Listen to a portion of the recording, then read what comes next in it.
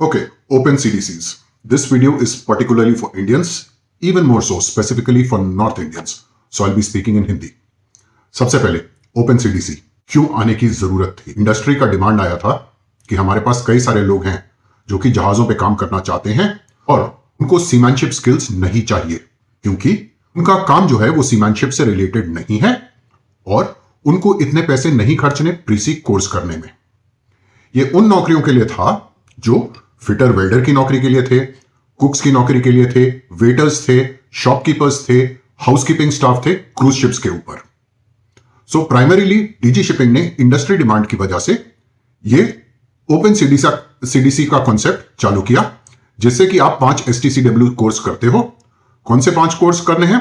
Personal survival techniques, fire prevention and fire fighting, PSSR, elementary first aid और STS DSD security वाला course.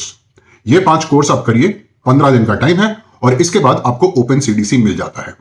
ठीक है, ये उन नौकरियों के लिए था जो कि डायरेक्टली शिप ऑपरेशन से रिलेटेड नहीं है, जो कि हम सही मतलब में टर्म बोलते हैं सीफेयरर्स। ये लोग सीफेयरर्स नहीं है, ये लोग क्रूज शिप पे काम करेंगे और फिटर की या रिपेयर टीम की नौकरी करेंगे जहाज के ऊपर, नॉट रेगुलर क्रू। ठीक है, अब क्या हुआ?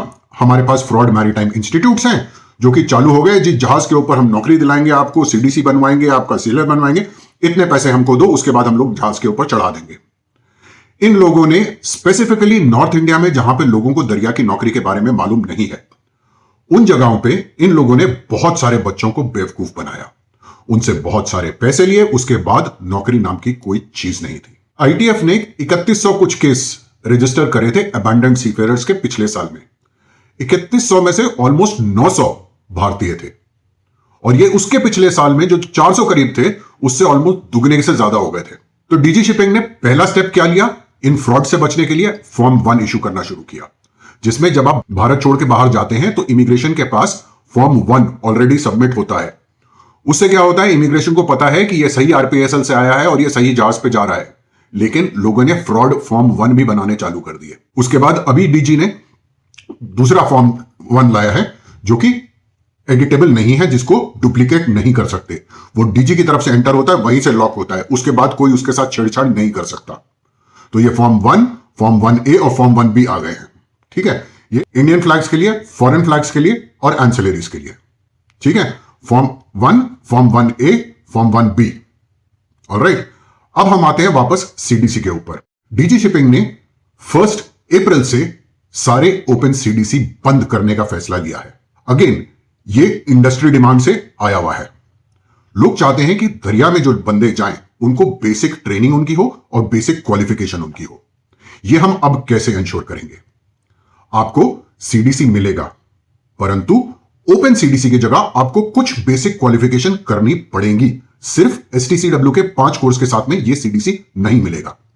तो कौन सी क्वालिफिकेशन करनी है? पहले सीधा साधा प्रीसी कोर्स। प्रीसी कोर्स के लिए हम क्या करते हैं? GP rating course. GP engine भी हो सकता है, जीपी डेक भी हो सकता है। जीपी रेटिंग कोर्स की उम्र बढ़ा के 28 साल कर दी गई है। अब 28 साल तक आप जीपी रेटिंग कोर्स स्टार्ट कर सकते हैं। जीपी रेटिंग कोर्स के लिए minimum qualification is 10th standard. उसके बाद सिर्फ जीपी रेटिंग कोर्स करना काफी नहीं है। अगर आपको नौकरी चाहिए तो जीपी के साथ में कुछ एडिशनल क्वालिफिकेशन भी होना आपके लिए बहुत फायदेमंद रहेगा। किस टाइप की क्वालिफिकेशन? आप वेल्डर हो, आप प्लम्बर हो, आपने ITI से मैकेनिक का कोर्स किया है, इलेक्ट्रिशियन का कोर्स किया है, कंप्यूटर्स में कोर्स किया है, ये सब आपको नौकरी दिलाने में फायदा दिलाएंगे।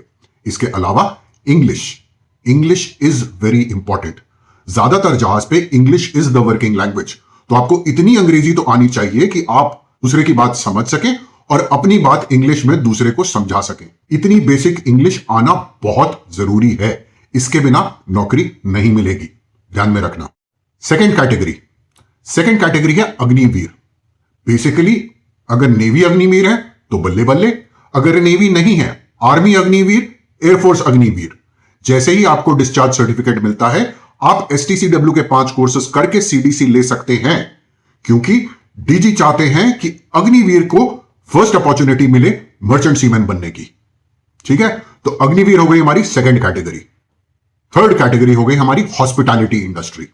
हॉस्पिटैलिटी इंडस्ट्री जिनके लिए पहले ओपन सीडीसी आया था, जो कि वेटर्स हैं, सर्वर्स हैं, क्लीनिंग स्टाफ हैं, हाउसकीपिंग स्टाफ हैं, क्रूज शिप्स के ऊपर।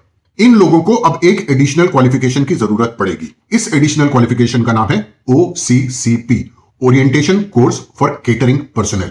ये वाली क्वालिफिकेशन लेके आप अपने 5 STCW कोर्स करके आप एक लिमिटेड CDC ले सकते हैं, which is valid for cruise ships only. ठीक है, इतनी बात क्लियर हो गई। आप orientation course for catering personal करेंगे, आप STCW कोर्सेस करेंगे, आपको लिमिटेड CDC मिलेगा, जो कि मर्चेंट शिप्स पे एप्लीकेबल नहीं है, सिर्फ क्रूज शिप्स के लिए एप्लीकेबल है। Clear? X Indian navy personal अपनी नेवी सर्विस के बाद जो डिस्चार्ज सर्टिफिकेट लेके बंदे मर्चेंट नेवी में आना चाहते हैं, उनको दोनों हाथ खोल के वेलकम है। आप सीधा सीधा अपना इंडियन CDC ले सकते हैं 5 STCW कोर्सेस करने के बाद। अब आ गई हमारी छठी कैटेगरी, जो कि वेल्डर।